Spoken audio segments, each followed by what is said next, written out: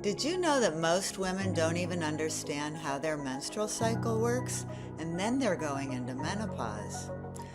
I'm Dr. Gabrielle Francis, and welcome to my series, Empowered Menopause.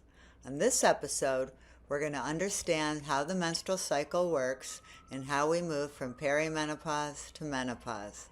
So let's go. The first thing I want to talk about is how the menstrual cycle works, because what I find when I'm educating my patients about perimenopause and menopause is a lot of women don't even understand their menstrual cycle.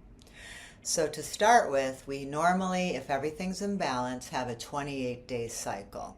From day 1 to 14, our body produces a hormone called estrogen.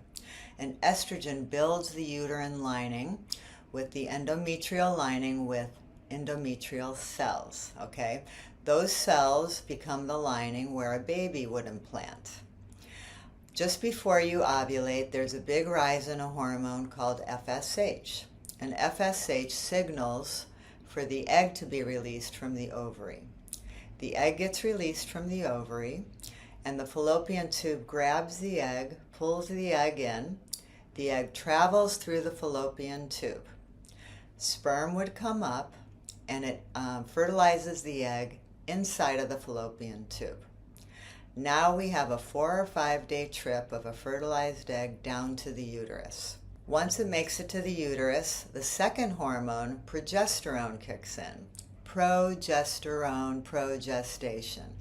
This hormone drives the fertilized egg into the wall of the uterus, creating that pregnancy. And it's the high levels of progesterone that keep you pregnant, and all the symptoms of pregnancy come from progesterone, progestation.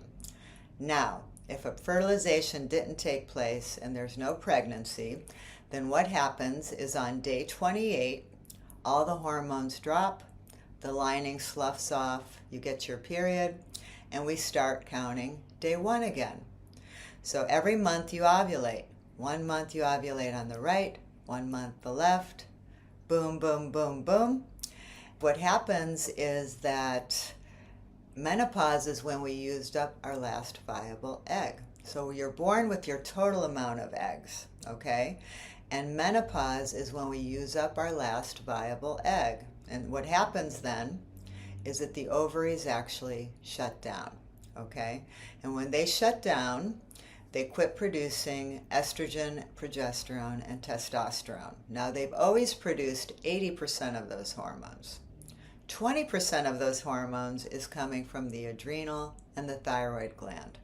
So once a woman's in menopause, the engine shuts down and the backup generators kick in.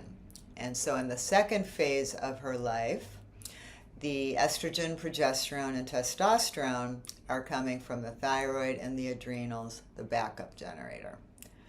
Official menopause is 1 whole year without your period, okay? And that's considered official menopause. For most women, that happens in the late 40s, early 50s. A lot of it really depends on your mother and what she went through. Perimenopause is the 10 years before menopause. And what's happening during that time is the egg numbers are dwindling, the hormone levels are fluctuating, and it's typically perimenopause where we experience most of the discomfort and symptoms that are associated with menopause. So I hope that helps you to understand what is happening to your cycle, what happens in menopause, and what perimenopause is.